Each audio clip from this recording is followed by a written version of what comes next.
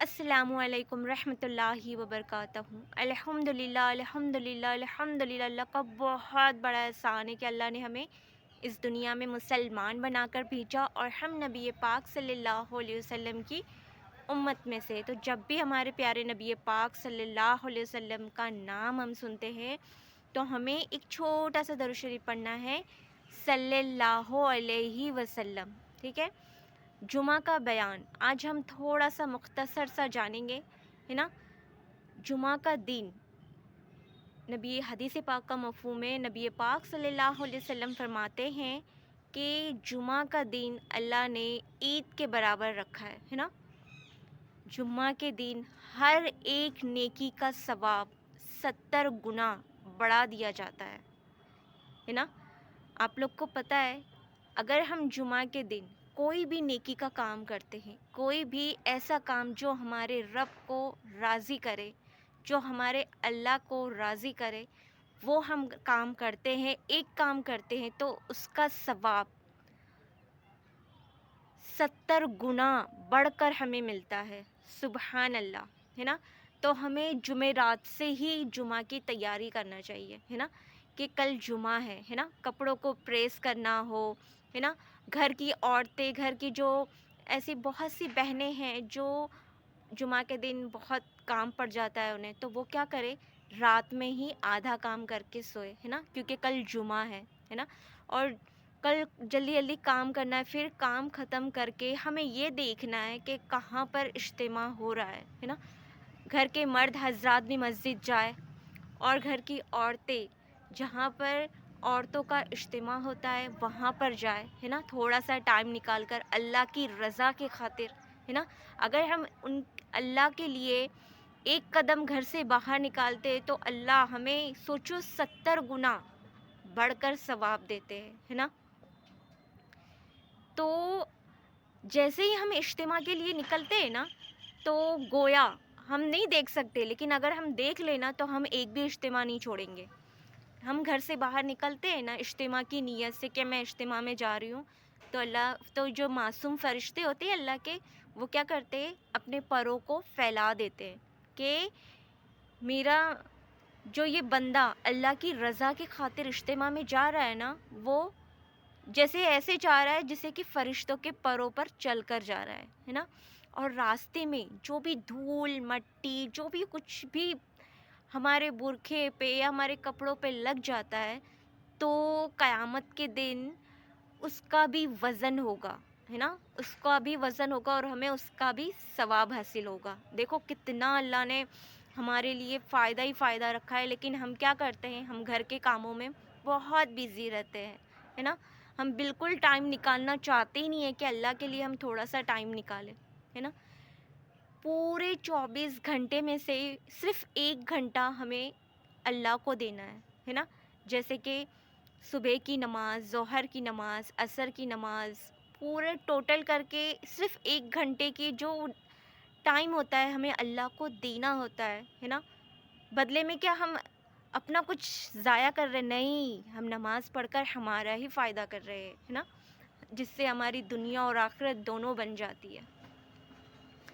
بہت سی بہنیں کیا کریں، جو مرد حضرات ہوتے ہیں گھر میں، ان کو جلدی جلدی سے جلدی مسجد پہنچائے، کیونکہ جو پہلی صف ہوتی ہے نا مسجد میں، اگر ہم اس میں بیٹھتے ہیں، اگر ہم اس میں جاتے ہیں پہلے، تو اللہ نے کہا ہے 1 اونٹ صدقہ کرنے کے برابر ہے۔ اگر ہم پہلی صف میں بیٹھتے ہیں، اس کے بعد والی صف میں اگر بیٹھیں گے تو جیسے کہ ہم نے ایک گائے کو ذبح کیا اور اللہ کی راہ میں قربان کیا اور اس کا صدقہ جاریہ ہمیں ملتا ہے، ٹھیک ہے۔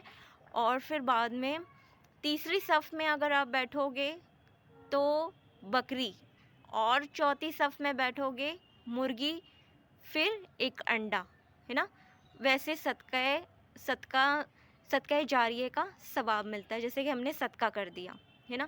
تو ہمیں کیا کرنا ہے، ہم جلدی سے جلدی پہلی صف میں بیٹھنے کی کوشش کرنا ہے، جلد سے جلد۔ ایسے نہیں کہ اذان ہونے کا انتظار کرے، پھر صلات ہونے کا انتظار کرے، ہے نا۔ ہمیں جلدی سے جلدی ہمیں جانا ہے مسجد میں جمعہ کے دن۔ باقی اوقات کا بھی آپ خیال رکھیں، لیکن جمعہ کے دن اللہ تعالیٰ ایک نیکی کا ثواب 70 گنا بڑھا دیتے ہیں، ہے نا. تو ہمیں کیا کرنا چاہیے؟ ایسے کام کرنا چاہیے جمعہ کے دن جو صدقہ جاریہ ہو تا قیامت تک، ہے نا. اللہ تعالیٰ تو ایک نیکی کو بڑھا کر ہمیں 70 گنا دے رہے، تو ہمیں ایسے کام کرنے ہیں اللہ کی رضا کے خاطر. ایسے مطلب کہ نا جیسے کہ صدقہ خیرات کرنی ہے کسی غریب کو.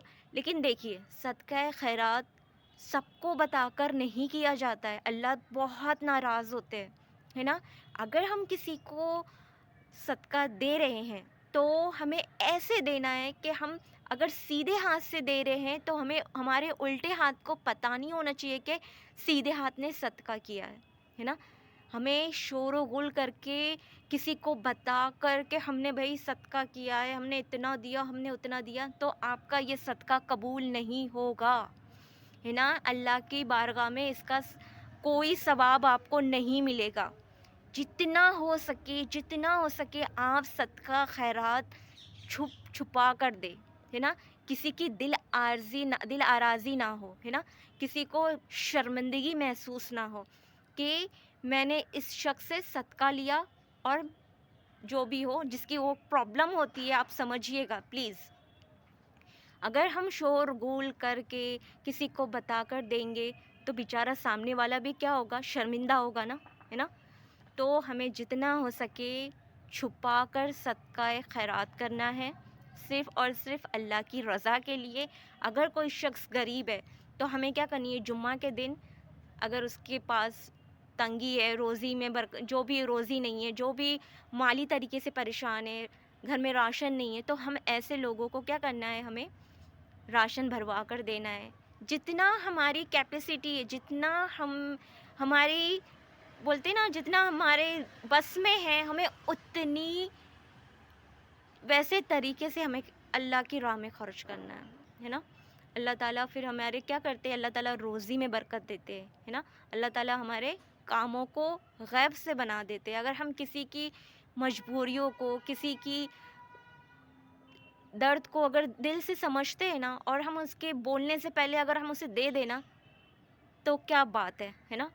اللہ بھی پھر ہمیں کیا کرے گا؟ ویسے ہی ہمارے زبان سے آنے سے پہلے اللہ تعالیٰ ہمارے لیے ایسے راستے بنا دے گا کہ جو چیز ہمیں چاہیے نا تو ہمارے دل میں آنے سے پہلے وہ ہمارے سامنے ہوگی.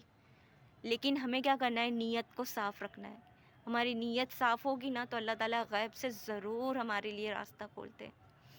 اور زیادہ سے زیادہ جمعہ کے دن سورہ کہف پڑھنے سے کیا ہوتا ہے؟